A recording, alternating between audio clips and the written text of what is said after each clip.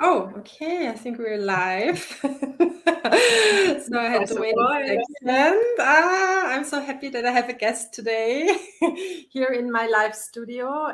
It's a dear, actually, I have to say it's a friend of mine. You became a friend of mine. It feels like we have such a nice heart connection that I have to say we have some friendship. I think that is growing between us. And Sylva Sternkopf is her name. She is also a client of mine and my editor. She edited my second book. And Sylva is an amazing person. She has an amazing personality, and she brings so much inspiration to to anyone she's talking to. So I decided to invite her into my masterclass that happened these last few days. And for everybody this year watching live, please feel free to comment if you want into the chat or ask us questions. And Sylva is also going to talk a little bit about her experience in my coaching, because she is not only my editor, but also a client of mine. I have the honor to work with her since a couple of months. And so maybe you just want to introduce yourself quickly and tell us who you are, where you are, what you're doing right now. You're right now in Switzerland writing a book also, right? Yes, yeah. Thanks for this hook, because this is always the most difficult question for me. If someone asks me, what do you do? I mean, it's easy to say, who are you? My name is Sylva Sternkopf. I'm from Germany. Actually, right now I'm here in Switzerland overlooking Lake Constance, which is really spreading out in front of my panorama window, which is really beautiful. And I went here for a little workation retreat to finish my book, because I'm working so much on other people's books that I don't have time to work on my own books. So the only solution was to really leave it all behind and say, I'm going to Switzerland, and focusing on my book. Yeah, focus is a really important thing for me, which I had to learn, because during the past 20 years, I developed 4 different companies, and they are all still there. So I'm actually the owner and head of 4 companies with 10 employees and a large network of freelancers.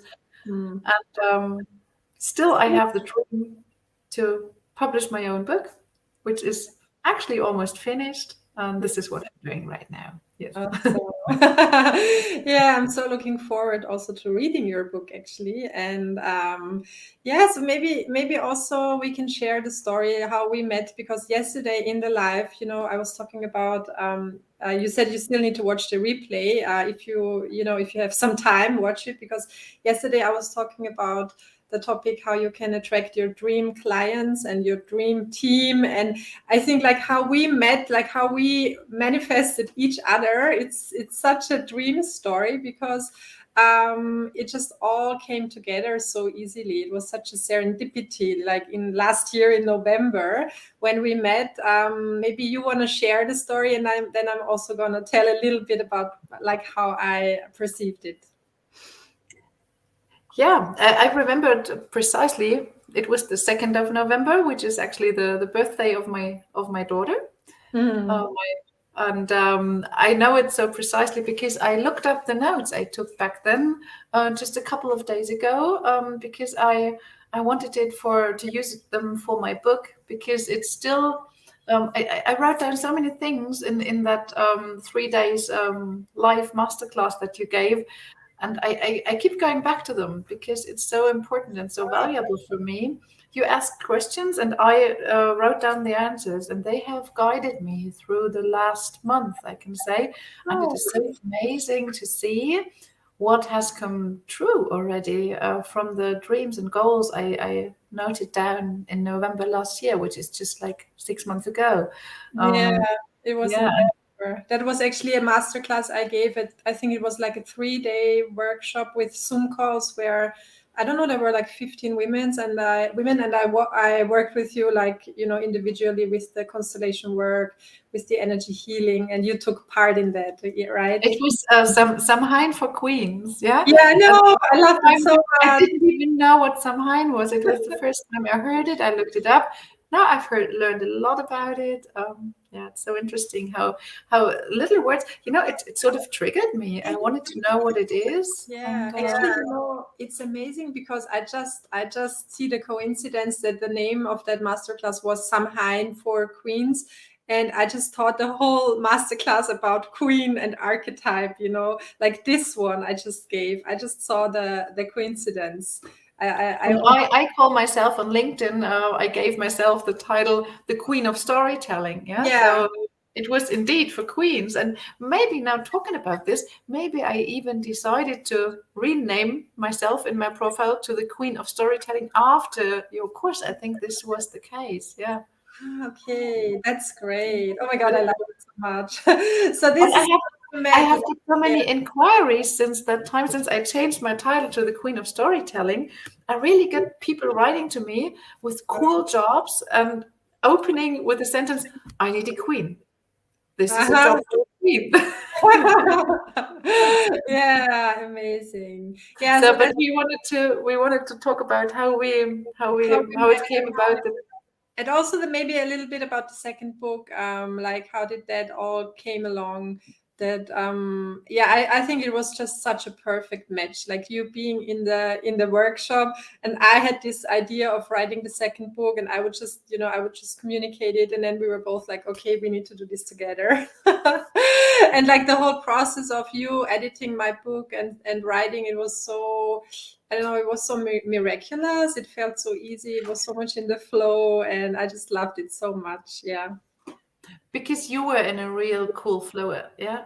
So I found it amazing that you when we first met, you said, I want to write this book within 3 weeks' time. I think you said. Yeah. And I thought she's crazy. At that point, I mean, I had been writing my book for like 10 months, yeah, and I still haven't finished it, but that's my personal thing, But I really. You said you want to finish it by November. I mean, by December. Yeah. It was the 2nd of November. Okay, it was 5 weeks, but still, it was crazy.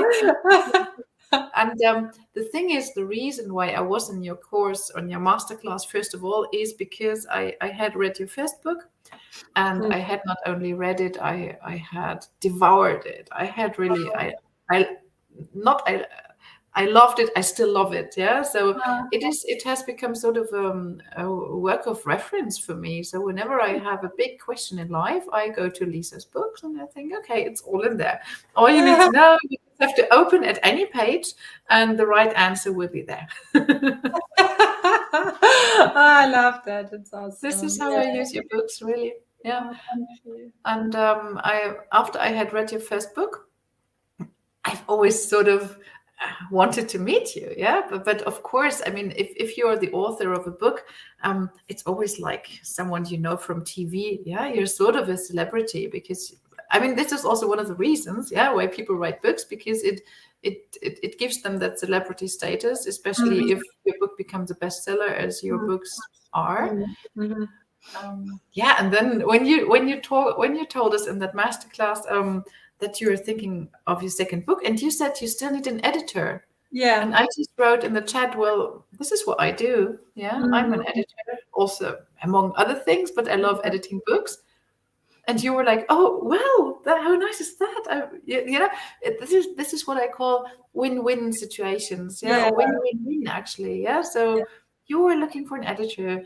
I loved the things you wrote and your thoughts and everything. And I think it's also been good for all the others out there, for the readers. Yeah, totally. To a really nice book. Yeah, you gave so much. Yeah, it was just so valuable. Like the whole process of you helping me to write it, amazing. And then I think then we started in January to work even more intensely together, because you became a client of mine also in private coaching.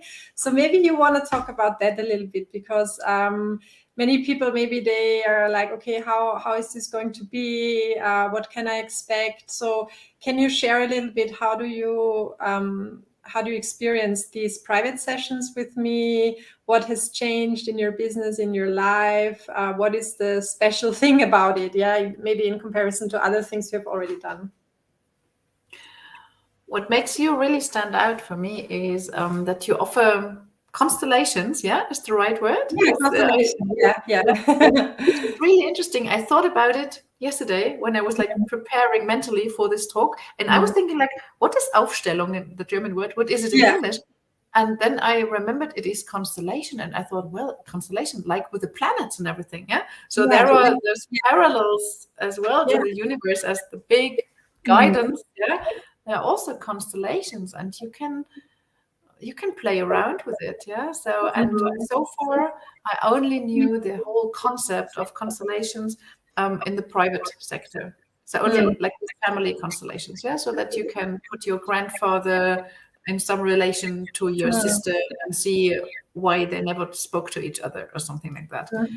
And you were the first and still are the only one I know who applies this to a business context, which is amazing because this is something nobody tells you. This is something you don't learn at business school. This is something that is not very widely spoken about on LinkedIn or all the business platforms. It's just a tool that was very new to me with magnificent results because it works so quickly. Yeah. So it's and once you know tools like these, I always keep wondering, why do people spend years and years and years in constellations they are not happy with, instead of just solving them by looking at them, becoming aware of where the problem is and what we can do to solve it and to make everybody happy.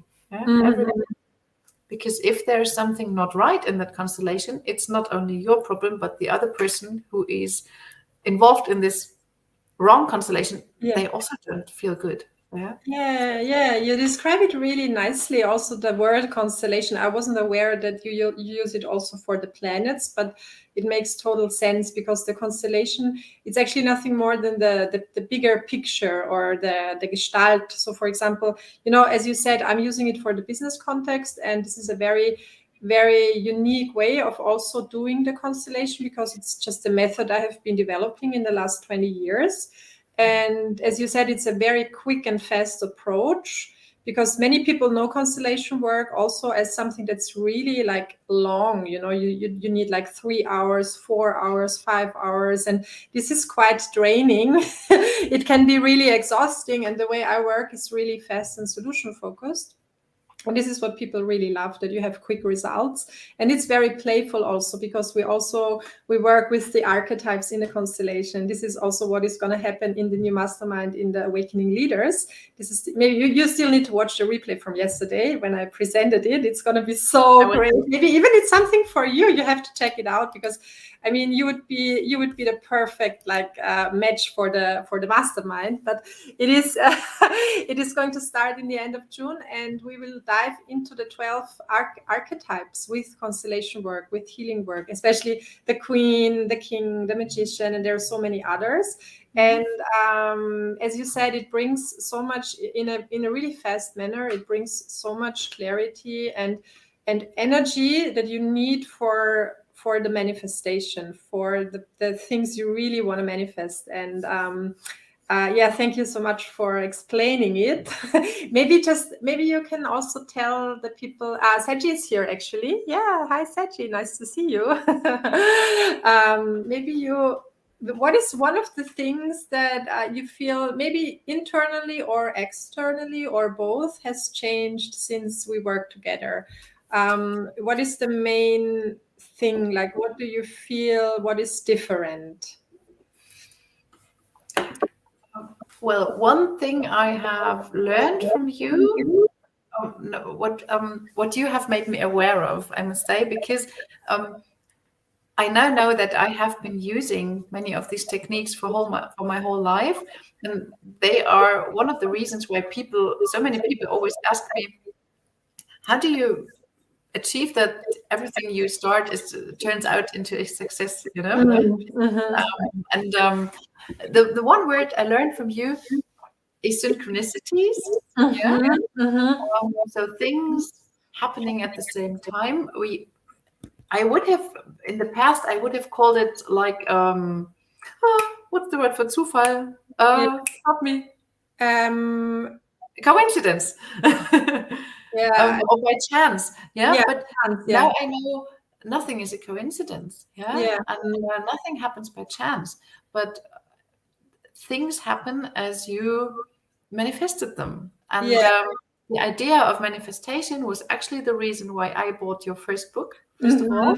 Is the title is manifesting from your soul frequency. Yeah. At that time, it had been. It's just not even a year ago. It was the first time I had stumbled over the word of manifestation. I Oh, didn't. yeah. But it was all new to me, and this is also maybe a good message to all the people listening.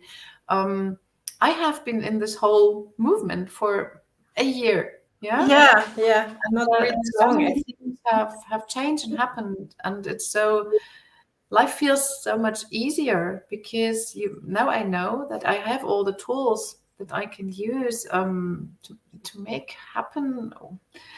I don't want to say whatever I want to happen, but whatever is good for me and the others. And this is I had so many questions around that. You ask yourself questions like, is this manipulation? Am I allowed to manipulate fate? Is this what I'm doing? I had lots of big questions in my head, and you were one.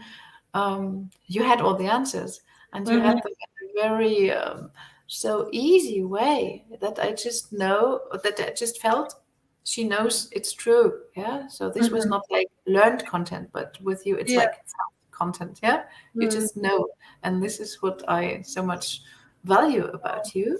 Thank you. Like a big teacher in that respect, and it can be, as I said, it's all happened within 1 year. It's not. I know, especially women who have been doing this for 10 years, 20 years, and they still haven't achieved the success they want and they deserve. But you are a quick mover, and this is what I like. And I would have never gone to one of those family constellations where you have to spend the whole day. Yeah. I have been invited lots of time, but I never was there because I didn't want to spend the whole day on it. But with you, 1 hour, one topic, one result, done. Yeah. Oh, thank you so much. Oh my God, this is so. I totally appreciate your words, and it resonates a lot with me. And yeah, I can totally hear you. That like the quickness and the also to manifest from the soul frequency means that you are manifesting in alignment with source and with the higher self. And this is totally different because I think in in this industry, I mean, I've been doing this for so long, like I really have seen it all, I have to say. I've seen so many teachers and I've done so much that I think it can be a trap that people start to think that they can manifest anything and everything they want. And I think this is not true because manifesting that's really aligned with source means that you are, you're manifesting to the highest good of all. So this is like the baseline. It's not only about you, it is also about you, of course. It's about your personal wishes, your happiness, your wealth, your financial wealth, and all of that. But this is not the only thing. And if it, if it's only about you, it's a really egocentric approach. And I think we need we need to really look at the whole picture. And I think this leads to the next question, because I also wanted to ask you about true abundance and leadership, because the whole, I was teaching about it for the last 3 days. And that this is a topic that's so close to my heart because I wrote about it in the second book, especially true abundance. So maybe just share a little bit, what is it for you? What is true abundance for you? And also what is leadership? Like what is the how would you describe a true leader? A person who is a true leader. Yeah, I would like to start with the first question because Yeah. for the second question, it is still, I have never really seen myself as a leader, but still, I sort of am one because I have a company with 10 fully employed women. Yeah. But I never wanted to be, so I'm answering the second question. Yeah. No, but I never wanted to be the kind of leader in the sense of I show you what to do and I tell you what's right, because I never felt that I own the right to know what's right. I mean, yeah, I only know what's right for me, but what's right for the others. And I really like the idea of a herd, like with horses, yeah, where the leading role changes, yeah, and always the one the horses change, like they like different horses get to that position. Is that correct? Yeah, it's usually female horses, yeah, who take the Yeah. lead. So the it's a fairy tale that there is like the stud, yeah, in front of the herd and telling all the girls what to do. This is not right. It's usually what's the English word? I think it's mares for the female horses, yeah. But it's not that there's always the same leader in a herd of horses, but according to the task ahead, it changes. They have like 2 or 3 very strong characters leading the whole herd, and yeah, depending on what it takes in that very moment, a different horse takes the lead. And this is actually my ideal idea of leadership, but I'm working on it always. So it's not that I could say we are a wonderful team, but it's not easy to be a leader, especially if this is not maybe not my soul frequency. You know what I mean? I feel this is not my most prominent task to be a leader. This is why I don't feel so comfortable with this role. And now my job is actually to find a way to coordinate my team without this traditional role of leadership. And I think that it is so interesting. And I loved the your words in the book about what leadership of the new time should be. And it's all about co-creation, about creating great things together without one person saying, I'm the boss and I'll tell all the others what to do because I know. Yeah. The idea of leadership. Yeah. Wow. Sometimes I do it. If any of my girls are watching, they will say, oh, she's talking big, and then she comes into the office and says, do this. Yeah, but we're all learning and developing, and I think this is what it's all about. Actually, I like this a lot. Like I will take it with me, this beautiful image you gave me with the herd, and with these different horses, because this is just so fluid. It feels so fluid and organic, and it also takes off a lot of the pressure to that one person that is the leader. For example, if you have the contrary to that there is this one person and this person is the leader, there is also a lot of responsibility and pressure. But I like it that it's more fluid, and that each of us, it's also the idea of the time movements and the time waves, that everybody has a certain rhythm in their lives, and we need to listen to that. And maybe especially women, especially women. I mean, we all have days when we don't feel like leaders. We feel weak and vulnerable, and it's so nice if you are allowed to express this, and you are like caught by you and supported by your team. If you can say, today is not my day, sorry girls, can someone else do it, please? I don't want to be responsible today.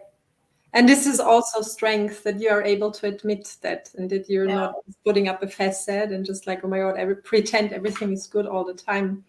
Wow, this is really and that you have a working environment where this is allowed. So I mean, everybody knows that every person has good days and bad days. But still, in a working context, we always have to pretend that every day is a good day and every day is a successful day. And I mean, if you learn from Lisa, you will learn how to have many good days, because even if it seems like it might not be the best day, you can still manifest to be it an okay day. At least. You can change quickly the energy, But as you said, it's really also important to learn to respect the boundaries of one another. I think also our own boundaries. As you said, sometimes we just have we have a bad day and there's stuff happening, and we just allow ourselves to breathe and to rejuvenate again. And amazing. This was what I did yesterday. You know, as I just said, I've gone here to Switzerland to write my book, and then it was like a very in the morning. There are many things were happening. I did a lot of jobs, a lot of calls, and I wrote, and I was very active. And then I had lunch, and after that, I learned to ask myself, how do you feel? How are you feeling right now? And what would you love to do most now? And the answer was so clear. I would love to sleep. And it was at like now, yeah. It was like 3 PM, and I said, "You can't do that. I mean, you came here to work." And then I said, "Why? Yeah, just give yourself permission to sleep." And I went to bed at 3 PM. It was so cool. And yeah, it still was a productive day. It was wonderful. Yeah, I mean, I would have sat in front of my computer anyway and producing nothing in that state of mind. If It you're would have been absolutely useless. But so many people sit in front of their computer every day between 3 and 5 because they have to be there from 9 to 5 and they're producing nothing. They could sleep.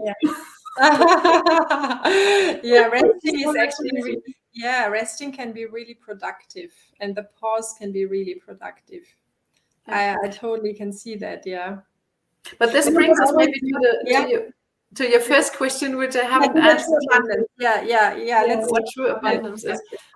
Because this was one of my favorite part as well from your second book, when you had that circle illustrating the 5 dimensions of abundance. Because people talking about abundance, most of the people only see money. They think abundance means being rich, rich in money.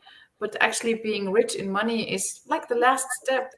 And first you have to not even first and second and third, but it's that circle. What I really liked that you said, abundance also means wealth in time, which is, for example, allowing yourself to go to sleep at 3 PM. This is abundance in time. It is. Abundance in your relationships.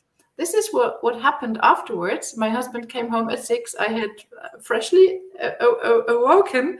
We had a wonderful evening together because I felt fresh and inspired, and it was really, we were sitting on the balcony until 2 AM with a bottle of wine. It was wonderful.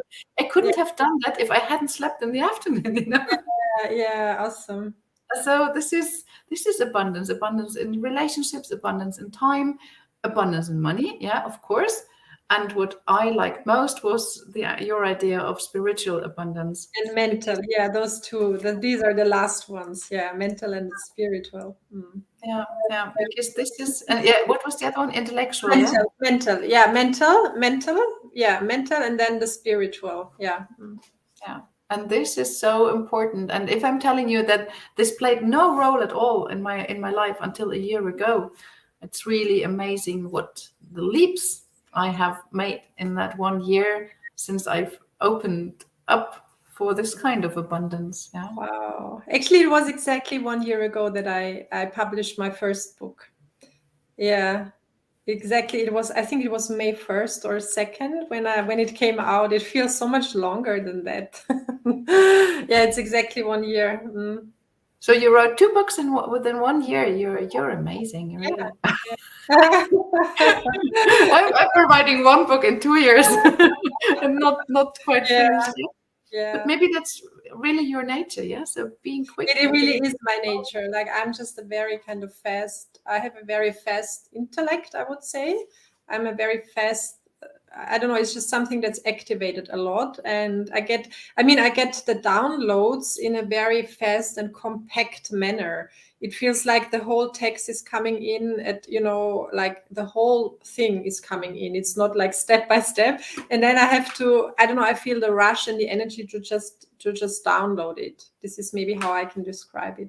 And this is also how I work with people. Like, when I work with people, it's a very intuitive and also psychic approach, actually, because I can just read the energy, and I'm called the detective of the subconscious. So this is my nickname because I'm really like a detective. I'm like just I'm trying to find the trace, and it's a very like holistic perception I'm getting, and it's almost like a download with so many different layers, and then you have to just step by step let it unfold in the process of a constellation or of a coaching. And I had to learn to really slow down. This was my main thing I had to learn, because I was way too fast. I remember, like, people just couldn't, even in the coachings, they couldn't catch up. They were like, oh my God.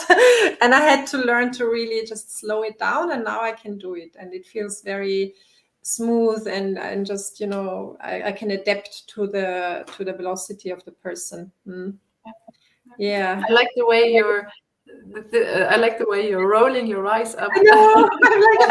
I'm right when speaking, because this really shows me where you get your information from. I know, I'm doing this so much. Actually, when I watch my replays, I'm like, oh my God, I'm doing this all the time when I'm looking up. But this is the movement that I'm looking up. I'm looking into the field. There is this field. You can call it quantum field or akasha, and it's just a skill you can learn to read the field, and it's almost like the Google. You put something into Google and then you get all the information. It's the same thing. And this is actually one of the things I'm going to teach the people that are going to join the Awakening Leaders. So you're really teasing me. Because of course, skill I want to learn. I have been teaching this for so many years here in Vienna. I was teaching channeling and training your intuition and being connected to the spiritual realms and to the ascended masters. And then I was letting it go, because I would focus more on the business topics that I'm still doing that also. But many people always came to me and they're like, why aren't you teaching that? And now all of a sudden it's just there, and I'm so looking forward to it, because I know it's such a big resource, if you learn to read the field. And so this is going to be a part of the Awakening Leaders that starts in June. Let me really ask you something, and to all the listeners, we really haven't planned this, so this is no script now. But I mean, it sounds really, really tempting to me, but I still have sort of doubts that you can. I mean, could I learn it? I always thought it's like a special gift from heaven, whatever. Yeah, so that you are the person who has this. Well, that's a good question. Actually, that's a really good question, because many people ask that. I remember that I got this question often back then when I was teaching channeling.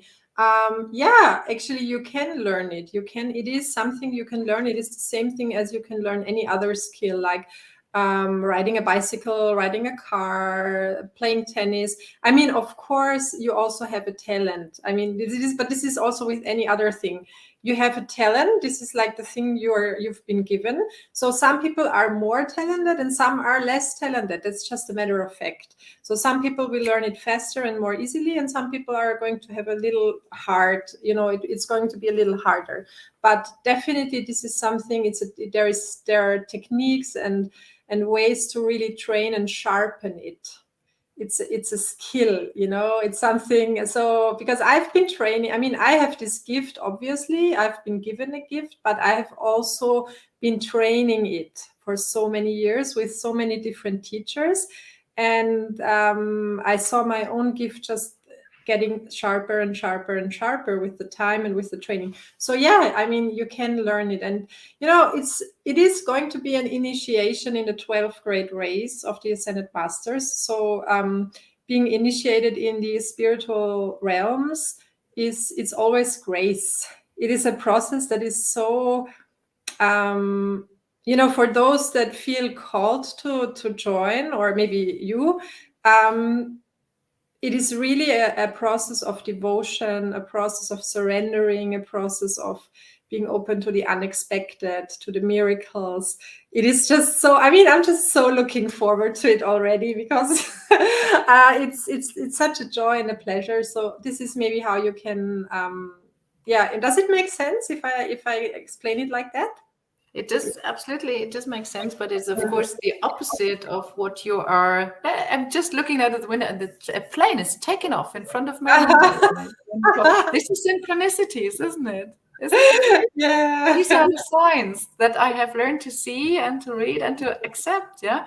But what you've just saying, like words like surrender, and this is the opposite of what you are actually allowed to do in a business context. You know, this is the absolute opposite of Yeah. what we're trained to I mean, live our lives by. yeah, I mean, it's not only, I mean, this is one quality to surrender, but then on the other hand, it's also taking control of your talent and of the gift. You know, I've seen so many people that have a big gift, like they are just very open and they have a lot of insights and they feel a lot and they get a lot of downloads, but they are not in control of the gift. It can be also toxic, it can be draining because we need to, you know, this is also leadership, being in being the leader of your talents. And I'm, you know, I learned to turn it off and turn it on. If I just like this. This is also a good thing, because this is something, this would be a fear inside me. Yeah. Once you can read everybody's field, that I wouldn't want to do wanna this do with that. every person. No. You actually you do not want to do it, and also you're actually not allowed to do it because this is crossing boundaries, and it is something you can use for a specific, you know, in a specific situation. If you're writing a book, for example, if you're coaching, if you need to make an important decision, but it's something you can turn off and on. It's like you turn off the lights and you turn it off on again. Yeah. But you need to learn that. So I, for example, I can turn it off when I work with someone, and then after the session I just close it again. When I'm privately just walking around or seeing friends, also I'm not doing that, because why would I do it? I just wanna meet my friends and talk to them. So this is all going to be part of the Awakening Leaders. And of course, manifestation and archetypical wisdom, the 12 archetypes, the 12 great rays, the 12 ascended masters. So, and we start on June 21st at the summer solstice, which is a great day to start. And we're going to end at the winter solstice. So I think it's just going to be a magical thing. Oh, And yeah, so maybe, I don't know. I mean, we see each other anyways because you're in my private coaching, but maybe, let's see, maybe you feel also called to join. Yeah. So thank you so much, Sylva. It was such a pleasure to talk to you. As always with you. Yeah. Now I could sit here for hours, but I know you need to go and I need to go also, because you also need to finish your book. I still have to have some breakfast, which I haven't had today, but okay. on purpose. Yeah, so I wish you all the best for the book, and I'm really looking forward to reading it. And have a beautiful time at the Bodensee. Yeah. Mm-hmm. And yeah, we talk soon. We see each other soon. And thank you also, Seji, for being here with us. Yeah, thank you all. Yeah, thank you.